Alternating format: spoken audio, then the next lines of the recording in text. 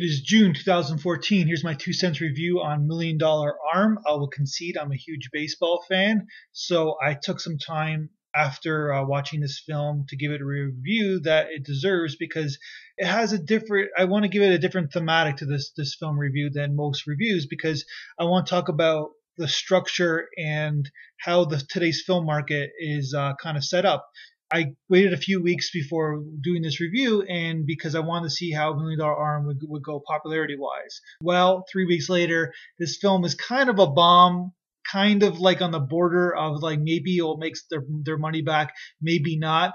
But it's a good film. It's a very good film that nobody's going to see because Hollywood doesn't make these movies anymore. It's kind of like a drama sports film that's family rated. There's no swear words. There's no f bombs. There's no violence. There's no nudity, and people only watch those type of movies on television or kind of an HBO type of film, etc. That's kind of like made for cable, and that's the way the film market is. All I can say is that I can easily say it's a sad state of affairs and blah blah blah blah.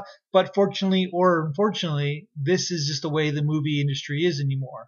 So the question I ask is why Disney greenlit this film and presented it to us in the middle of the summer movie season in the first place? Well, I think they did because they got a little nostalgic about their own sports films. The best film to compare Million Dollar Arm is The Rookie, which is another baseball movie made in 2002. You can argue that Million Dollar Arm is the far superior film than The Rookie, but The Rookie, which came out in April of 2002, ended up grossing over $150 million worldwide on a $20 million budget. The Million Dollar Arm, which came out in kind of in a better time slot or a better movie market season, basically probably won't even get close to $60 million worldwide, and it was made on a $25 million budget. So using inflation, Million Dollar Arm had a smaller budget than The Rookie, and it won't even be not even close to being as financially successful as Rookie is. And Million Dollar Arm, like I said, is probably the superior film.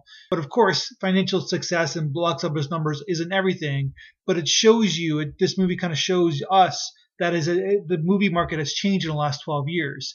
Using a sports metaphor, Million Dollar Arm is like the great baseball player trying to eke out one last season, even though they realize that they don't have it anymore. They got older, and the new players got younger, and that's today's film market in a nutshell. Million Dollar Arm is not good enough or impactful enough to garner any Oscar nominations or awards to get people to see it.